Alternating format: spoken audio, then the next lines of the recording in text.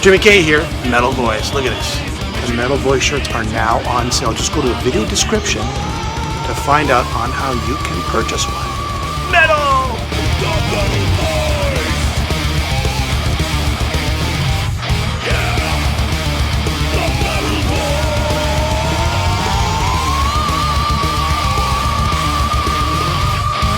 Welcome back to the Metal Voice. Oh boy. He's back. Via SAMMET, Avantasia, Edguy. He's new back. album. He's back. New album.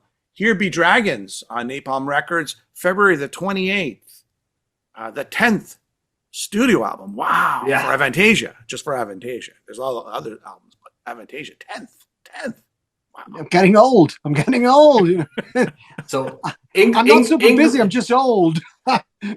England's got Steve Harris, but Metal Voice has Toby with us today. So let's walk us through. Can you almost 25 years ago, this was supposed to be a one-off. Nobody was ever going to buy it. Now you're at your 10th studio album and you're selling out wherever you play. Explain how did we get here?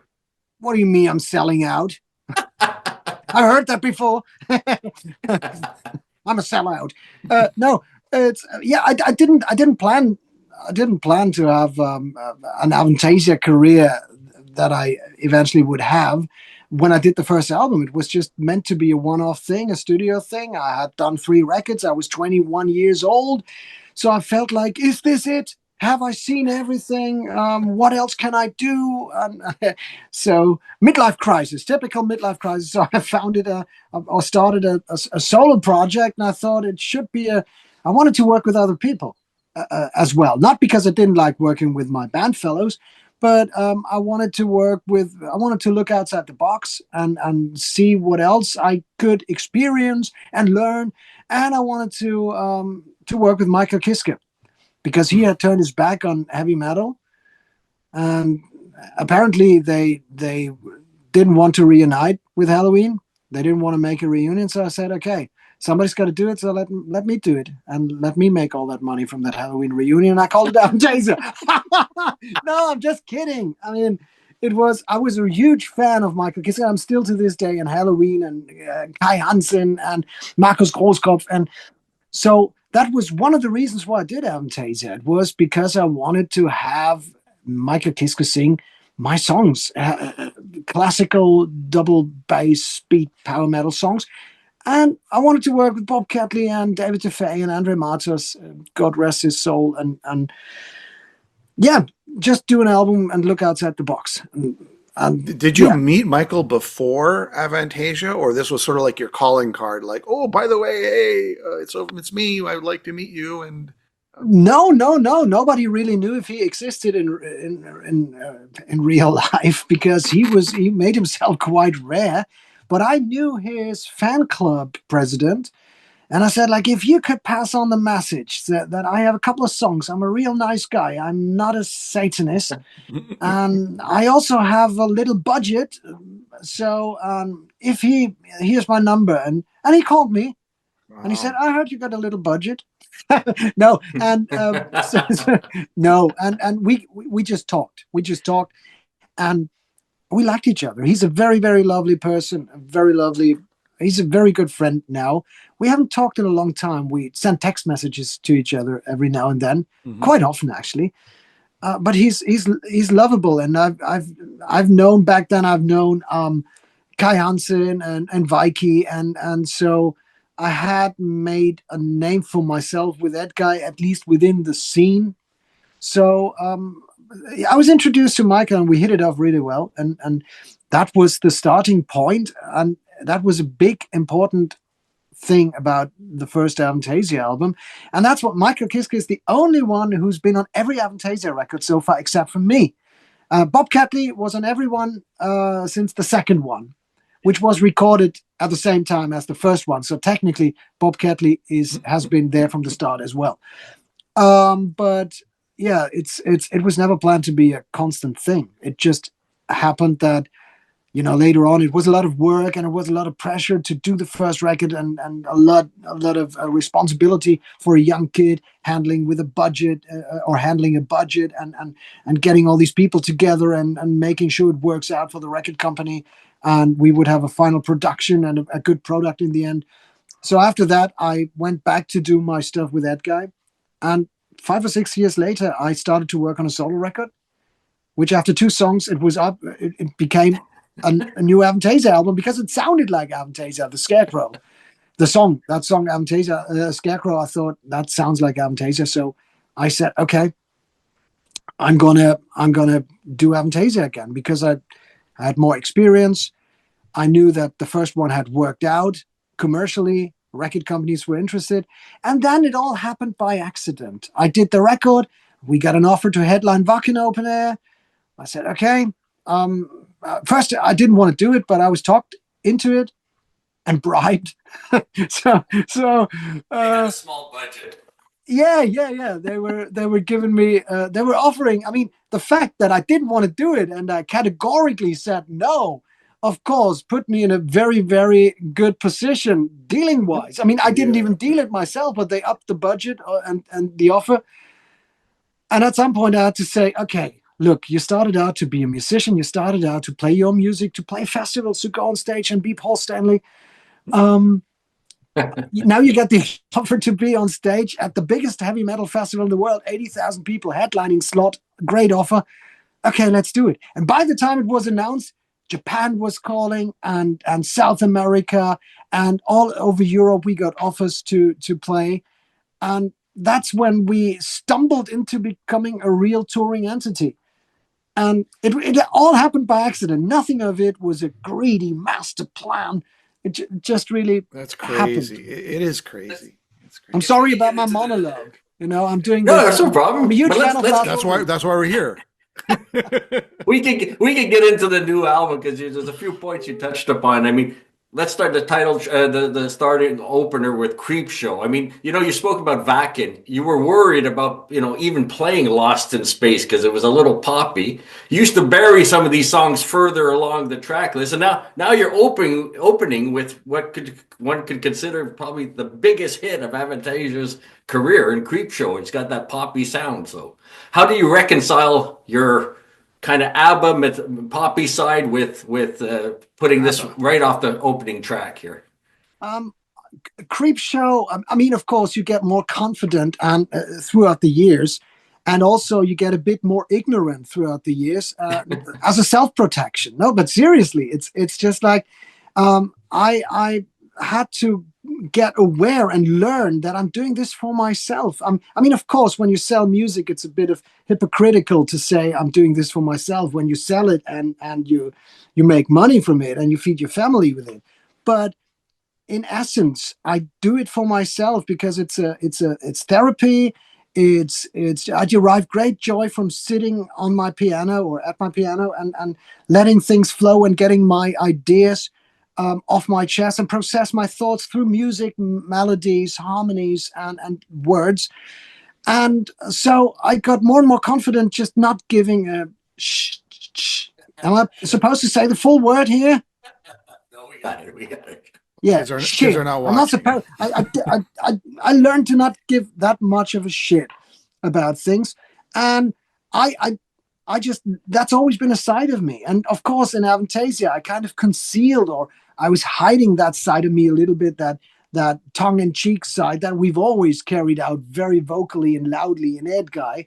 When I did songs like, I wrote songs like Love Tiger or Lavatory Love Machine, or King of Fools, and we did a lot of funny, some people think it's funny, some people don't think, but a lot of what we thought was funny, and we were not afraid of making fools of ourselves, and there was always a tongue-in-cheek approach to certain things, and I was keeping that out because Avantasia is about that, that ghost in the moon, the guy with the top hat and the frock coat, and it was always a little more introvert and a little more serious and mysterious.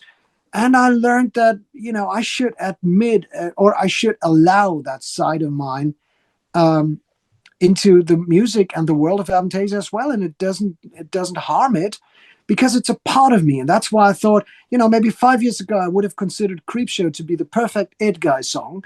And I would have probably released it with Edguy. But I thought, no, that's part of me, and Avantasia is based on my ideas, and the Edguy songs have been based on my idea as well, and it's both my DNA, so why hide that? I mean, Tim Burton directs great movies that are fantastic and deliver escapism, but at the same time, there is room for some tongue-in-cheek moment, and that's why I did it. And little did I know how much of a heavy metal attitude that song would contribute to the world of Avantasia, because of course I got flack, big time flack. I got called out for it, commercial sellout. Some people, the gatekeepers of true heavy metal, were really annoyed by me putting out such a song, daring. How could this guy dare to write the song he loves and puts it on the album of a band that he created? How does somebody dare to do that? And I thought, well, a bit of controversy. I mean, was see you at Wacken. Yeah, see you at Wacken. Exactly. No, but I mean, bands like Wasp had to call songs "A Fuck Like a Beast" to get some press, and I have to record a little hard rock track to get called out by the gatekeepers of true power heavy metal. I thought, well, some controversy, bring it on. It's going to feed the algorithm of Facebook, and I'm going to be a big star. All publicity is good publicity. Yeah. Yeah. I want a side note. How did you learn English so well? I don't know. A lot of people say I have a very heavy German accent, which I'm not ashamed of. I don't know. I speak to English people quite often. Did you just pick it up just like that, or did you go to school? Well, yeah, I went to school. I know in English. Yeah. Well, I hope so. I mean, unless you're 3 years to do the basic things, learn to eat with a fork and a knife, and what you learn, fishing and wrestling bears, and what you learn in school. No, but I learned it at school, but I think most of what I learned is by speaking to my Avantasia colleagues. There you go. Now you just mentioned it, and now I fuck up the pronunciation. No, I don't know. It feels natural. I feel like I'm an Englishman trapped in the body of a German. That's what Jimmy was saying before we started. That you sound British more than the German or English. So. Really? Okay. It's really funny. It's really funny because in England, I remember when I was working with Bob Catley, and we got into a taxi, into a cab, and the driver was asking are you from America? And Bob said whoa, America, no, he's from Germany, don't mention the war. And I said oh, welcome to Great Britain and their black humor. Thank you. Don't mention the war. So yeah, that was Bob's way of saying I love you, Toby. So speaking of some of your colleagues, you got Jeff Tate singing the title track, and I mean, I can't think of an Avantasia without Jeff Tate now. I mean, it's such a natural fit. How'd you write this song, and did you have his voice in mind when you wrote it? In that case of Hibbit Dragons, yeah, with Jeff, I had his voice in mind. But also, I have to say that Jeff has always been a huge inspiration for me. He's always been, and you can tell if you listen to my phrasing, and if I want it or not, some of that stuff I sing resembles Jeff Tate's. I mean, we have different voices, but some of the phrasing is very, very similar. There's walk on impact under surveillance. I do these things in my vocals as well. Naturally, it's sunk in so deep. So I will always sound a little bit like Jeff Tate because he was one of my biggest influences as a singer. But that song in particular, Hibbit Dragons, that was written with Jeff's voice in the back of my head. And and it's so inspiring to do it that way. On this new record, we have many songs that have been written without a specific singer in mind, except those, I think, 2 songs, the one with Jeff and the one with Bob. They were written with those 2 singers in mind. Yeah. But Jeff is a great singer. He still has it, and he's so what Bruce Dickinson and Rob Halford and Ian Gillan and the likes did, I think Jeff, I don't want to say he took it on a different level, but he took it on a very technical level, on a very over theatrical level, very, very extremely theatrical, and not to a point where it's getting over the top, but close to the point where it's over the top. And I always admired that. I always admired the showmanship and the control in his voice, and the very expressive extrovert approach that he had in his voice. And he's also a very, very, very nice guy. I really, really, he's got a great sense of humor. He's a very lovely person. And on this tour, he won't be with us, at least in Europe. He can't come because he's doing his massive own tour. So he will be absent this time. But Jeff is, I love Jeff. He's really amazing. You know, it's funny. I thought it was Here Be Dragons. When I was listening to the song, I go, are they saying hippie dragons? yeah. That was originally what the record company misspelled it on the album, on the press release. It's hippie dragons. It's hippie dragons. Yeah. And it makes sense. Wow. Yeah, in a way. If the dragon was wearing a tie-dye shirt on the cover, maybe, Jim. Yeah, but he's not a dragon on the cover, I learned. I mean, I learned because we released the cover, and I learned, again, some of the gatekeepers said, it's not a dragon, it's a wyvern. And what the fuck is a wyvern? I'm not a dragonologist. What is it? Because dragon has 4 legs and a wyvern has 2 legs, I learned. And I thought, are we really? I mean, this says more about the heavy metal scene than anything I've heard before. Are we discussing the anatomy of a dragon, of a mythological creature? And it was to me, but they said no, it's not a dragon. It should be Here Be Wyverns. I said, okay, thanks for letting me know. I will tell the artist Rodney Matthews. We'll change the lyrics. Yeah, Here Be Wyverns. And then the third track, you got the return of Ernie, right? The Moorland at Twilight. And if there's a quintessential Avantasia song, I think it's definitely this one. I mean, where did he get the Ernie? Where did he get the Ernie thing? That was his own idea back in the day. I wanted to have Michael Kiske, and I said, I want you to be on the record because you mean so much to me. And I think I made the big mistake telling him, like, even if I didn't have your name, it's not because of your name. It's, you could be called anything. I just want you and your voice. And he said, okay, then let's call me Ernie on the record. And he put it in the contract. And I said, are you serious? Ernie? I mean, why don't we just call you Joe Vocal or whatever? But no, let's do it, Ernie. That's his sense of humor. I said, okay, Ernie and Bert. Great. Let's do it. So he was hesitant, I believe, back in the day. Because all of a sudden he broke with everything he had announced in advance, that he would never return to metal again, and metal was music of the devil, and it was all said and done back in the 80s, and he will never return. His heart is elsewhere. And all of a sudden he returns to the metal scene, appearing on a metal opera with Kai Hansen and Markus Großkopf, appearing on 9 songs, singing speed metal songs. He probably thought, like, people would probably think, that's weird. With everything you said in advance. So he said, let's call me Ernie. So we did it. But everybody, I mean, of course, he started with Richard, and everybody, Michael Kiske, great. Oh, Michael. Yeah, so it didn't work out, and that's why on the second record I asked him, like, I mean, it's still in the contract, but are you seriously want to be called Ernie again? Everybody knows it. Everybody who's got a record player, a CD player, knows and listens to heavy metal, knows that you have sung on the Avantasia record. And he said, and why don't we just go with Michael Kiske? Oh, that's a good idea. You just said so. Let's go. Good idea. Sounds good. Sounds like a good name for me. Good stage name. Yeah, twist my arm, yeah. Is he going to be appearing on tour with you? No, he's doing Halloween. He's very busy. I think they're working on a new album. And he said it's great material.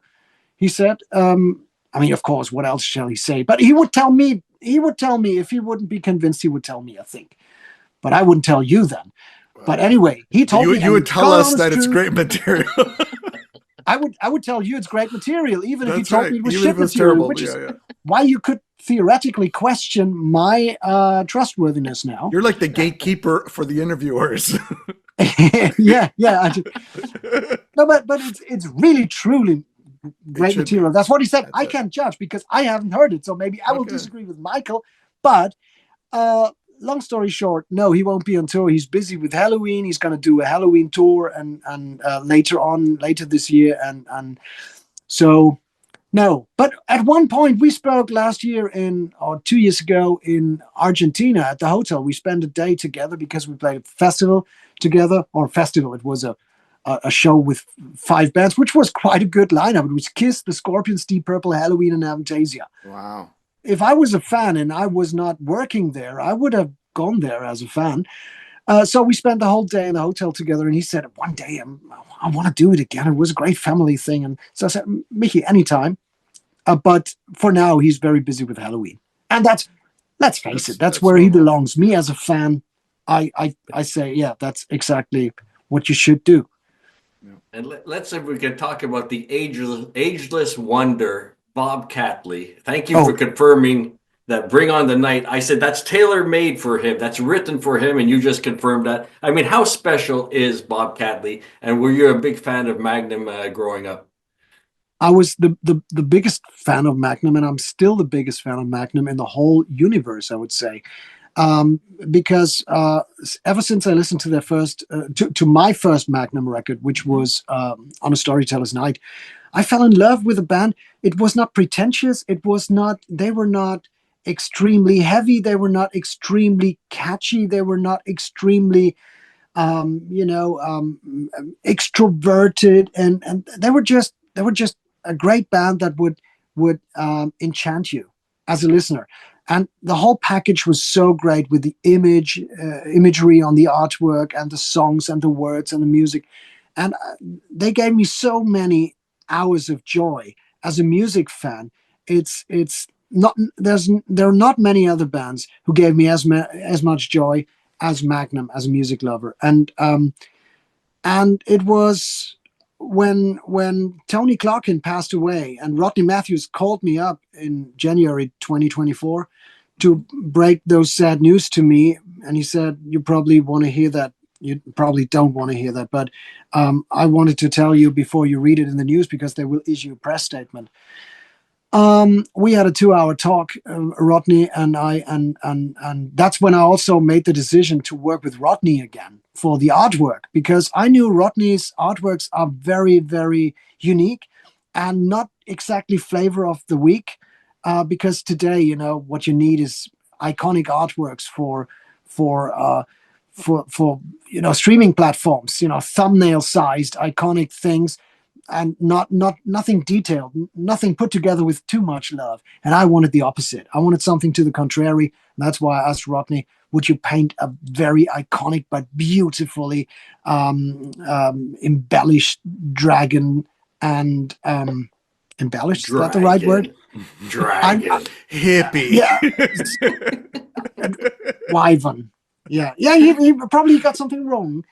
So he did it. And back to Bob. I mean, that conversation with Rodney, it changed some. I mean, it somehow all of a sudden I realized how fragile everything is, how nothing is forever. I mean, that sounds like a cheap calendar meme, but it's really true. All of a sudden, I realized that there won't be this moment that I always cherished, carrying home a new a record of Magnum and putting it on my record player for the first time, enjoying the artwork and the lyrics, and there won't be another moment like that. And there was one occasion when I was watching football in 2024 in front of my TV, and all of a sudden I felt I needed to play the piano, which was weird, but it was what it was. I just went there and played, and within 5 minutes the song came together, Bring On the Night. And just from the intro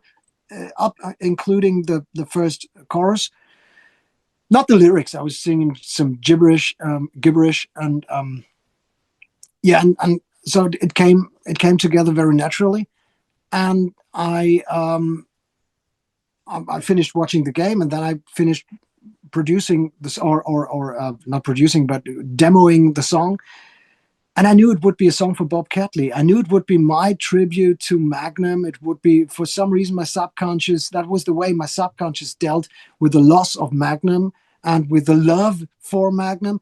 And it became a real Magnumish song. And I thought maybe I have to drag this a bit more towards the Avantasia realms by adding a symphonic orchestra.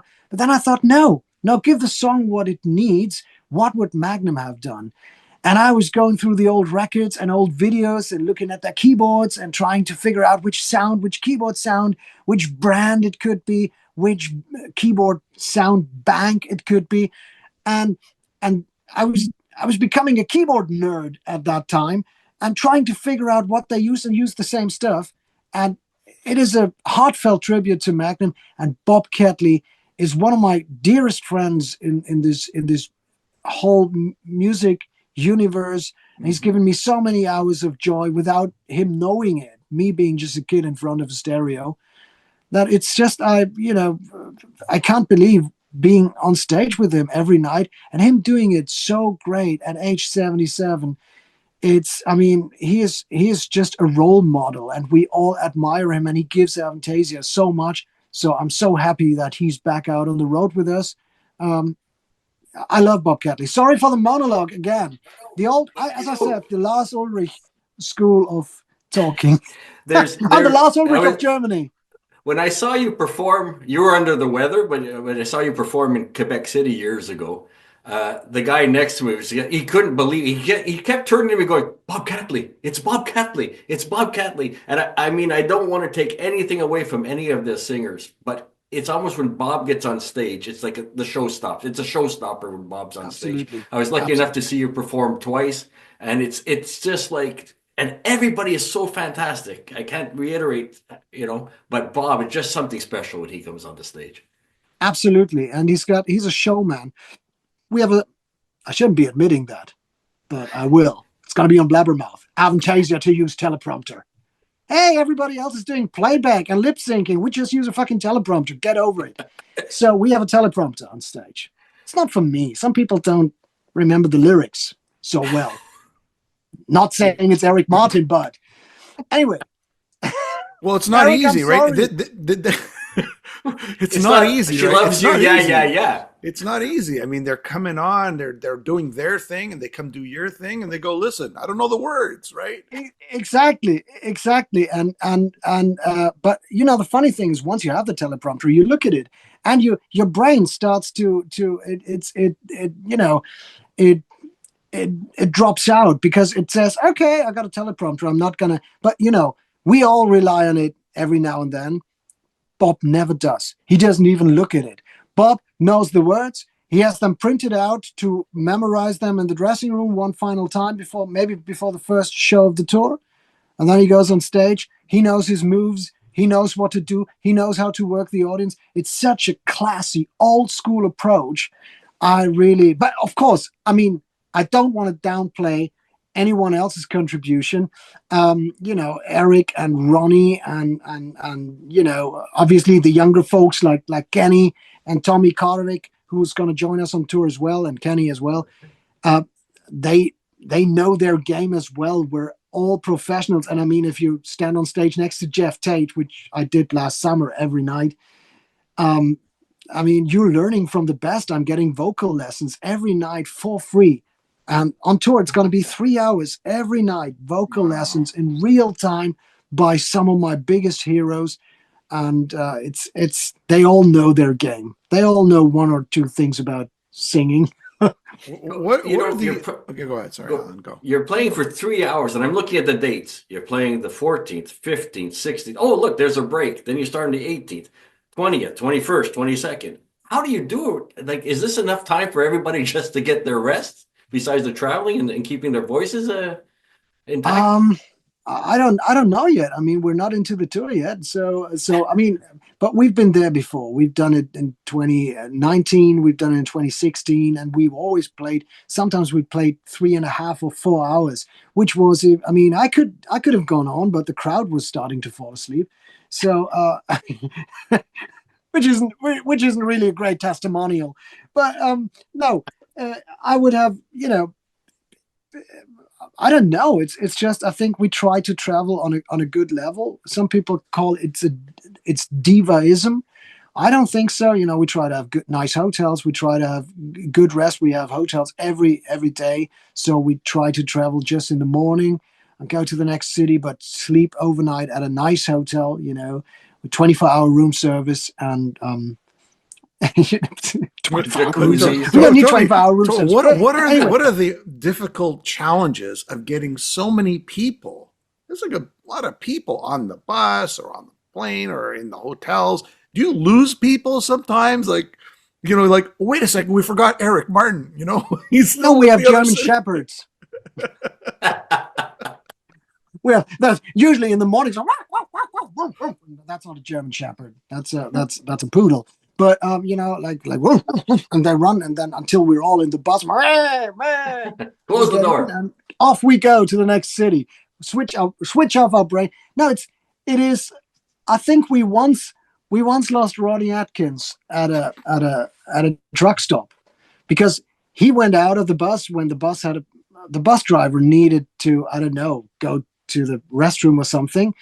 And so Ronnie said, oh, we're having a break. In the very early morning, 6 o'clock, when everybody else was asleep. So at some point we realized there's no Ronnie on the bus when we had passed on. And I still remember how our tour manager said, like, oh, we're going to lose 1.5 hours because we have to go back and pick up Ronnie, who's still back there. And Bob said, why? Well, the bus driver was having a stop in the morning, and Ronnie just left without telling anybody. So please, he said, Ronnie was just getting off the bus, not telling anybody. And Bob said, it's not a good idea. Yeah, we all figured it's not a good idea. But for Bob, it was so logic. Like, why don't you leave the bus and just, disappear at a gas stop? But, it's... usually we all make it. I mean, we're a big group of people, so just in case 2 or 3 get missing in action, we still can put on a show. Spares. It's like right out of Almost Famous. I'm only the singer. Yeah. Takes off. Well, we have 9 singers, and this is really the beautiful thing about Avantasia. You just mentioned the show in Quebec back in 2013, I believe. 2013 it was, I think. It was a while ago, yeah. The open air show, right? Yeah. I was dead sick, and I'm not fishing for empathy here, but I had a flu virus, and it was, the doctor came, sir, this is, you have the flu. And our tour manager said, yeah, we all had it on this run. And the doctor said, no, this is not just a cold, it's the flu. You are very, very sick, my friend. And so I was rushed to the hospital and had my chest x-rayed, because of potential pneumonia. And so the doctor said, you're dead sick, but I can make you play the show if you like, but you will have something, you will take something away for at least 6 months, because I'm going to make you feel good for the show. You're not going to be good. You're still very, very sick, but with your constitution and your age, I can do it. And he gave me drugs. I'm not a drug person, but steroids. It was, I don't know what it was, but apparently everybody said I was really, really happy. I don't remember it, but, and everybody else remember nothing. No, I don't remember. I saw one song on television or on YouTube. It was filmed by some television company, and I saw one song and I thought, like, the voice is a bit shaky. I don't hit some of the notes, because they also gave me some something to reduce the inflammation in the throat. But it was really bad for I didn't have much control, but I had to go on, and the others covered me. The other guys in the band, Michael Kiske, Eric Martin. I mean, just 2 hours before the show, hey Toby, what shall I do? I mean, it's in a different range. I got a different type of voice. What shall I do? Give me songs. I'll make it work somehow. And they did. And I'm so glad. That's so great. And that shows what a great singer Eric Martin is. He's got a completely different approach, but he saved my ass. and everybody not did. the And it was best so guy to wonderful. memorize words, but he saved your ass. Well, if the teleprompter, He's a funny guy, Eric Martin. He's a funny he's guy. Man. very, very fun, and he's so witty and fast that it's really it hurts, being in a fight of words with him, even just for the funny side of it. It really he's witty and extra lightning fast, and he will take you upside down just by having a conversation with you. I love him. He's a very, very, very lovely guy, and a very great singer. And it's an honor to be. Hey, that's Eric Martin. That's the guy who wrote "To Be With You." He's a rock star. Yes. And there's a few twists on this album. I was looking at Avalon with Adrian Cowan. I'm like, oh, okay, there's the ballad, right, that we all expect from Avantasia with the female singer. And this is far from the case on this song. Yeah, it was Avalon was put together when I was on a trip in England. I was in England and I was standing at the coastline in Cornwall, and it was a real eerie atmosphere. It was, it was foggy, and there were the cliffs, and there was the very, very rough sea, and all of a sudden my imagination went crazy, and I wrote that song Avalon. It came together, and so the lyrics for it and the music I had written before that incident, and when the song was done, it was not written with Adrian in the back of my head, but I knew Adrian is an amazing singer. She's a gift to Avantasia, and she's proven it on countless occasions on tour. Be it when she steps up to sing Michael Kiske's "Reach Out for the Light" and delivers a killer performance, or she can do Mila Petrosa's growling on a song like "Book of Shallows." She sounds like she's in a thrash metal or black metal band. She can do everything. There's no limits to the possibilities of her voice, and so. I had that song Avalon, and I thought there was something missing. I had sung it myself, and I thought, I mean, I don't consider myself to be a completely failure as a singer, but I thought it needs another. There's another dimension that should be in there, or there should be another dimension. And I asked Adrian, would you try to sing Avalon, a part of Avalon? And she just did it, and we got it back. She did it in her studio, and Sasha and I listened to it and said, okay, that was what was missing. That's exactly it. And I'm so glad. I'm so glad to have Adrian back on tour with us as well, because she's like a Swiss Army knife. She can do everything with her voice. And Wow. and and she's a wonderful stage appearance as well. I think she's gonna be. She has made a name for herself, but I think she's gonna be way bigger than that, because she's stunning. She's really. She's got it all. She's got the look. She's got the appearance, the stage presence, the voice. She's great. Did you finally get to reach out to Rob Halford for this album? Did you want him on it? I know you told us last time, you're always trying to reach out to like the Dickinsons and the Halford. But Halford, what about Halford? Any sort of feedback from their camp? I think I very loosely asked Halford or his manager Shane Andrews, Jane Andrews, Jane or Shane Andrews, Jane Andrews, and I think the last I heard was that he will do guest appearances for people that he likes. So not for me, no, but people that he knows. I mean, people he will do it willingly, but just for nice people, not for you, Toby. Doro Pesh. Doro. Yeah, he did it for Doro. He does it for. I mean, Baby metal. Baby metal. Go ahead. Yeah, Toby, yeah. it doesn't look good. Pour salt in my wounds. That's it. I don't want to make you feel bad, but it's not looking good. Doesn't sound good. Yeah, but he will do it for friends, and he doesn't consider me to be a friend, which I'm very sad about, which I think is on the verge of bullying. But Rob, Please. Yeah. No, I mean, I really, I would want him on a record because I mean, he's Rob Halford. He's the metal god. I mean, there's nothing above the metal god. I mean, if you're the metal god, what else? I mean, the What else the could you god, be? the god. Yeah, metal god is the god in a certain area. So there's only one real god above the metal god. But maybe I reach out for him and ask him, and let's see. So you spoke about all the veterans returning, Michael and Ronnie Atkins, but you got two rookies. I'll call them rookies on this, and Tommy and Kenny. How did they know about Avantasia before? Were they excited to get the call, or? I think they knew about Avantasia because Tommy I got to know even before he was in Camelot. He was on the verge of getting into Camelot. That was when he was not auditioning, but recording something just to check it out in Wolfsburg. And I was there at the time.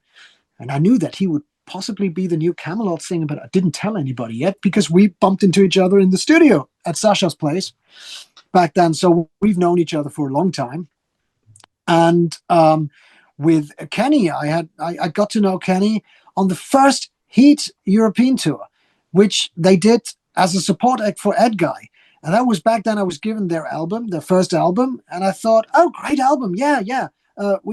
We got in touch and said, okay, yeah, we want to take you on tour. And they said, well, this was actually not to be picked to be on tour with you. It was just a present. It was a gift. So, because you maybe like the album. And I said, well, why don't we want to come out on tour with us?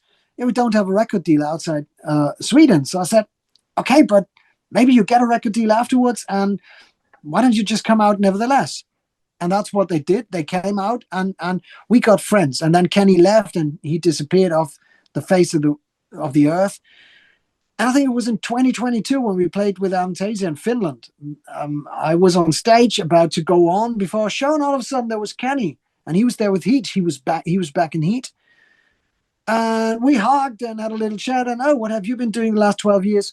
Stuff like that. What all these things that you talk about when you haven't seen each other for 13 years, I think it was.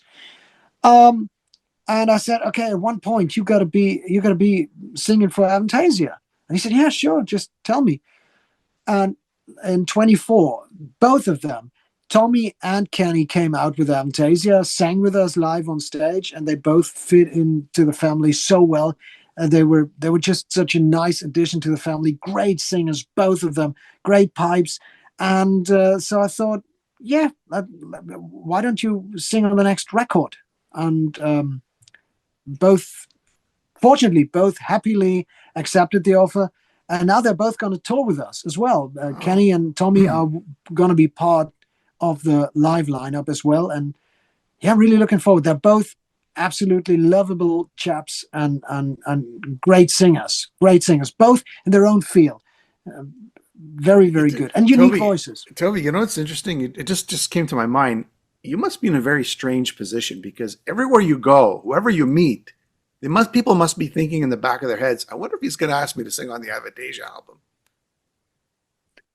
Well, Rob Halford doesn't think about that. With the exception of Rob. We don't have to revisit that. That's been established, yeah. But you know what I'm saying? You must be in a strange position. And maybe you want them to be on or you don't want them, but they're thinking that. Yeah, all these singers that come, hey, Tommy, how are you doing? I'm singing recently. I don't have much to do currently. I have a home studio. I could work on a song. Yeah, nice. Okay. Yeah. Do you like Bayern Munich? Yeah, Bayern Munich. But I can sing on. I have nothing to do. With this elephant in the room. Like, oh, what the fuck? That's what I'm saying. Sing. You must be. He doesn't hit a fucking note. Oh, what am I going to tell him? Tour manager, throw him out. No. I mean, you got the newbies probably hitting you up to sing on your album. Then you have the veterans saying, I wonder if he's going to hit me up to appear on the album. It's a strange position you're in. That's all. I don't know. I never consider it. I never see it. I never see it that way. I don't consider myself to be that important. I mean, I'm not necessarily a coach on America's Got Talent or judge. So I think these people are in weird situations facing people who don't hit a note and sound like a hoarse elk and think they're the next Steven Tyler or Taylor Swift. But in my case, I don't think, some people, I think there's quite a percentage of people who don't really want to sing in Avantasia. It might be only in a one-digit figure range, but there will be. Rob Halford certainly is amongst them. Hey, so look, you were here for the Tinnitus tour with Edguy, and I got a bit of a bone to pick with you because you said you would be back. At the end of the show, you promised everybody you would be back. What's happening with Edguy? Well, I promised, maybe if you say so. I don't want to question that I promised to be back, but I believe in reincarnation. So I may be back, but I may be a banana and it may be 2048. No, seriously, the situation with that guy, and it is what it is. It is really right now. Everybody's doing something else. Everybody of us is doing their own things. Some in the music business, some outside the music business, even. So it is. We had come to a point where we had really run out of steam, and that's not just a phrase. It really was, and I was probably the one who suffered most because I had to keep the whole thing going while there was sand in the gears. And sand in the gears is not because we're hitting each other or beating each other up. And it was just because we had come together as kids at age 14. And 30 years later or 25 years later, the situation has changed. People develop differently without saying somebody is wrong or somebody's better than the other. People develop differently and people have different opinions. And when you're the one who supplies the songs and who keeps the thing going and who manages the band, it is much easier when you, at some point, when you do it in an environment where all the cogwheels intertwine and where you make the decisions. I was making the decisions in Edguy as well. But the thing is, it was, when you work, you will always be one of 5 school friends, and it will never be like, okay, he will tell what to do. It will always be like, but I got a different opinion. But I want to be an airplane. But you always argue and you always discuss things. And it can be at a certain point, we got to a point where I was running out of energy, and 90% of the energy were going into finding solutions, compromises, and arguing out things. And there's not so much energy left to push your career forward. And in Avantasia, that is, I mean, I never questioned I would continue to play music, whatever I do, because that's the only thing I can do. I'd be a lousy bricklayer or a lousy plumber. So the only thing I'm guilty, and that's something that hurts me, I have to say, no empathy, no fishing for empathy.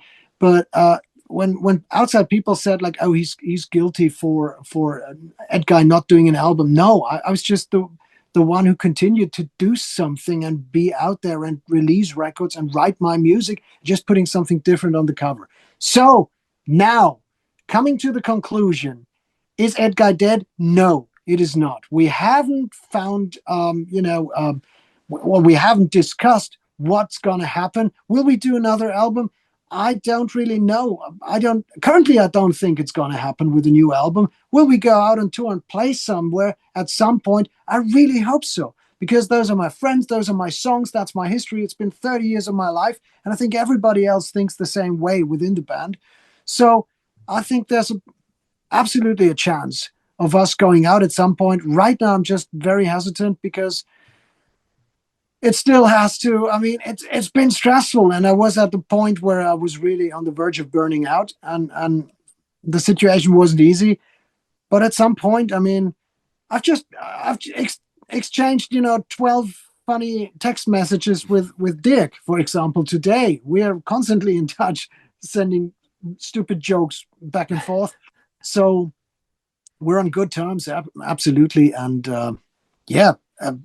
I don't know. We're going to be back in the US. I can't tell if it's going to be before 2080, but we will be back, I hope. On that note, let's talk about Avantasia coming to North America. We know about the European tour. Is there any plans for North America? I hope so. There are no plans currently, I have to say, but I really, really hope so. And I have a feeling there is a certain demand. I mean, it's not exactly flavor of the week, our type of music in the US, and it's not exactly easy to tour in North America at all for a European band. It's quite expensive, and there are quite some difficulties. And I'm not really sure if things have gotten better due to certain things going on in the world. without without elaborating on it, but but I would want to do it. And I would, I have a lot of friends in the US. I know we have a lot of fans in the US. So I would want to come back and play there. The last tour was quite expensive for us in the US. We lost an Italian sports car on 5 shows. And I'm not talking about a Fiat. Well, Italian sports car. Well, yeah, maybe a used Italian sports car. I don't know exactly how much, but we a lost Land Rover. A what? A Land Rover. Rover. Well, Land Rovers are quite expensive. I don't think On Mars? at least a Swabian sports car we lost for 5 shows in North America. So it is difficult to tour there when you have to play the big stages, but you don't have enough fans to fill the venues that are in front of those big stages. No, it's a challenge. You have to play 5,000, 3,000 seater capacity places, big theaters. But let's face it, this type of music is a club level genre in the US, as long as you're not Iron Maiden or Judas Priest. So Rob Halford, by the way. Rob, he's coming back. You want to sing on an Avantasia tour? Help us sell what? some tickets in the US, maybe? Huh? Maybe. No, but so let's see. I really hope so. And I know, as a matter of fact, we are being approached by promoters in the US to make this happen. So I'm crossing. I can't do it with a ring. I have to do it with this hand. I'm crossing my fingers that it's going to happen. All But right, no concrete plans yet. Okay. Unless Rob Halford decides to join. Yeah, Then and we're tells okay. all his fans to come and pay overpriced tickets for us. Avantasia, Here Be Dragons, going to be released February 28th, the 10th studio album, or I like to call it Hippie Dragons. Pick it up. Hippie Dragon. Yeah, hippie dragons. All right. Toby, I will be in a lot of trouble if I don't say, on behalf of my daughter, who you are her Elvis, you are her Jim Morrison, you are her Bruce Dickinson, wrapped into one. I just want to wish you the best on her behalf because you're her all-time idol. So, Thank you very much. Say hi to your daughter, and I feel flattered. And thank you. No, seriously, thank you. All right. Well, all right, thanks very much. so much. Bye. Good luck on the tour. Thank you, and you have a great evening. Thank you. It was lovely. It was funny. It was good. Thanks.